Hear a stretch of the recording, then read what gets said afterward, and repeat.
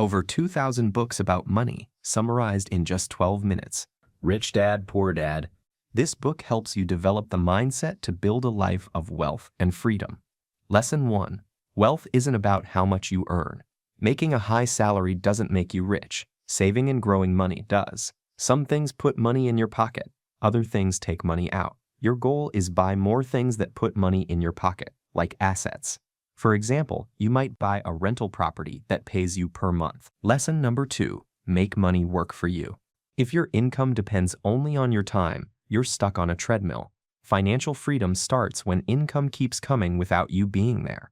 It's like owning part of a business that pays monthly profits. So don't just chase higher pay. Look for ways your money can earn money. Lesson 3. Success goes to the bold, not the smartest. You don't need to be a finance genius. You just need to be willing to learn, try, and adjust when things go wrong. You don't need certainty. Just start small, make mistakes, and learn as you go along. It's actually fear that keeps people poor longer than lack of money. So don't avoid investing, because you might lose money. Accept small losses, learn faster, and you'll build long-term wealth. Psychology of Money. This book helps you make better decisions when it comes to money.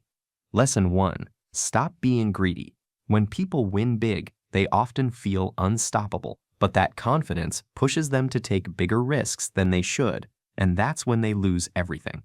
So when you've already won, protect what you have. Greed doesn't increase happiness, it only destroys it. Lesson 2. Strong emotions lead to bad money decisions. Things like envy and FOMO make people act irrationally. That added pressure leads to rushed, sloppy decisions. So stop comparing yourself to others.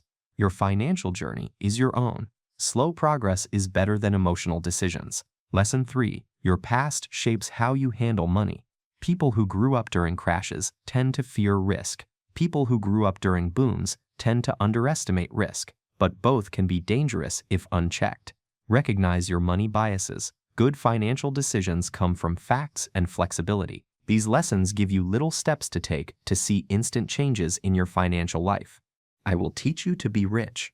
This book teaches you how to achieve financial freedom. Lesson 1. Wealth means sleeping well at night. People think being wealthy is about luxury. Instead, it's about being free from worrying about money. It's about knowing a small problem won't turn into a crisis. It's being able to help family and make choices without panic. Peace of mind is the real goal of wealth. Lesson 2. Wealth is built with a simple formula over time. Wealth comes from steady habits, not clever tricks. You need income, self-control, time, and not putting all your eggs in one basket. Miss one, and progress slows. Boring, consistent behavior beats talent, hype, or even luck. Lesson 3. Avoid the common traps. Don't chase trends. Buying something only after everyone's talking about it usually means you're late. Control your emotions. Panic selling during a market drop locks in losses. Don't day trade. Most short-term traders lose money while thinking they're being active. Be willing to move. Living in a lower-cost area can boost savings more than a raise ever could. The bottom line is that you must avoid hype, panic, and overconfidence. It's the simple, boring habits that compound over time. Think and grow rich. This book exposes the habits of wealthy and successful people. Lesson 1. Believe before results show up. When you believe something is possible for you, your actions quietly start lining up with it. If you tell yourself, "I can figure this out," you'll keep taking small steps until progress shows. You don't get confidence as a reward for success. Confidence is in fact the fuel that gets you there. Lesson 2. Decide faster.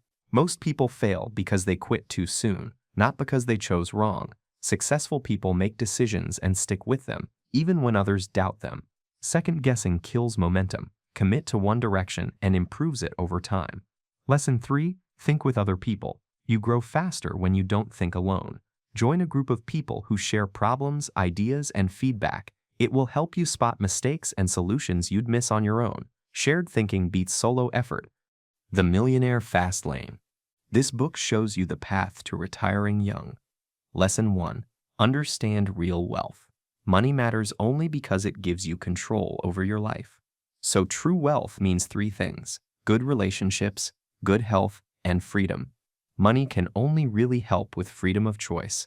If money isn't buying you freedom, it isn't real wealth yet. Lesson 2. Income must not depend on hours. Everyone knows you can't scale time, but you can scale systems. If you must show up every hour to get paid, your income has a ceiling. For example, an author writes a book once but earns royalties for years. So the goal isn't working harder, it's getting paid without being present. Lesson 3. Producers build wealth. Most people spend their time buying, scrolling, and watching. Wealthy people focus on building things that others use. So spend your evenings learning how to create a product, service, or content. Switch from what can I buy to what can I build. 4-hour work week. This book teaches you how to free yourself from the shackles of a corporate job. Lesson 1. Focus on what moves the needle. Spending more time on low-impact tasks just makes you tired, not successful. Answering emails all day feels productive, but changes nothing. But making one key sales call or decision moves the business forward. Do fewer things, but do the right things. Lesson 2. Test ideas before you build them. Don't guess what people want. Ask them to pay for it. The safest way to start a business is to sell first and build later. So don't spend months building a product nobody wants. Put up a simple page and seeing if anyone buys first. If people won't pay now, they won't pay later. Lesson 3. Charge more to work less. Higher prices mean fewer customers, but it also means fewer problems. Selling cheap means you need lots of customers. Selling premium means you can earn the same with far less stress. Premium pricing buys you time, energy, and sanity. Secrets of the Millionaire Mind. This book teaches you how to acquire the habits and thinking of the rich. Lesson 1. You inherit your money habits from your parents. Most people copy how their parents made money without questioning it. If your parents worked stable jobs, you automatically aim for the same path. But what worked for your parents may not work for the life you want. What can you do to break old thought patterns? Lesson 2. You're already in control of your money. It's easy to feel like bills and life control your finances. In reality, every expense is a choice, even if it doesn't feel like one. Track your spending and consciously decide what gets paid first. Stop blaming circumstances. Take the driver's seat. Lesson 3. If you hate rich people, you won't become one. Disliking wealthy people creates a mental block. You avoid learning from them, copying them, or even thinking like them. Instead, study how they think, earn, and invest without jealousy. Wealth starts with respect, not resentment. The $100 Startup. This book shows you how to break free from the shackles of 9 to 5. Lesson 1. Passion alone doesn't pay. Loving something isn't enough. People must want it and pay for it. A real business sits at the overlap of 3 things: what you enjoy, what you're good at, and what others need. If you miss one, it stays a hobby. So remember, passion is only a third of the equation. You also need skills and customers. Find where they meet. Lesson 2. Treat it like a business, not a dream. Start small, keep costs low, and focus on profit early. You don't need fancy tools early on, you just need customers. You don't need to spend thousands on a website before your first sale. Sell first with a simple page, and then upgrade later. Lesson 3. Simple action beats perfect planning. You don't need a thick business plan. You need a clear offer, a customer, a price, and a launch date. Over-planning is just procrastination in disguise. Just launch a simple service and improve as you go. Start messy. Fix it in motion. How to win at the sport of business. This book shows you how to go from broke to billionaire. Lesson 1. Solve problems now, return to passions later. Don't force your passion to pay you too early. Ask instead, what does the world need right now? You can always come back to your passions later, stronger, richer, and with more options. Lesson 2. Be okay with slow growth. Slow growth isn't flashy, but it's stable. It keeps you profitable, independent, and in charge. So if you value freedom and long-term success, learn to be comfortable growing at a human pace. Lesson 3. Hire only people who match your motivation.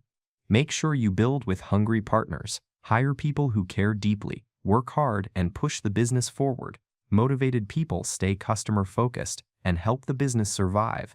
Don't settle for average. Build a team that wants to win as badly as you do. Blue Ocean Shift. This book helps you beat out your competition. Lesson 1. Find your own blue ocean. The key is to avoid competing in existing markets. Create new ones by doing 3 things. Number 1. Disruptive innovation. This happens when new technology replaces old ones. For example, Netflix, introducing online streaming. Number 2. Non-disruptive creation. Here, you don't replace an existing market. You create one where none existed. Find widespread problems which are largely unaddressed. Number 3. Redefine an existing problem. Sometimes the market already exists, but everyone is solving the problem the same way. Most people assume fries had to be deep fried and unhealthy, so why not design a way to make fries with minimal oil and no deep frying? Lesson 2. Question industry assumptions. Challenge the assumptions your industry takes for granted. That's where the 4 actions framework comes in. What can be eliminated entirely? What can be reduced below industry standards? What should be raised well above the standard? What can be created that doesn't yet exist? A hotel chain, for example, can reduce room size. Guests spend little time in their rooms besides sleeping, so extra space wasn't adding real value. Then you can raise what matters most: bed quality, bedding, and silence. That's how you create a blue ocean in an overcrowded market.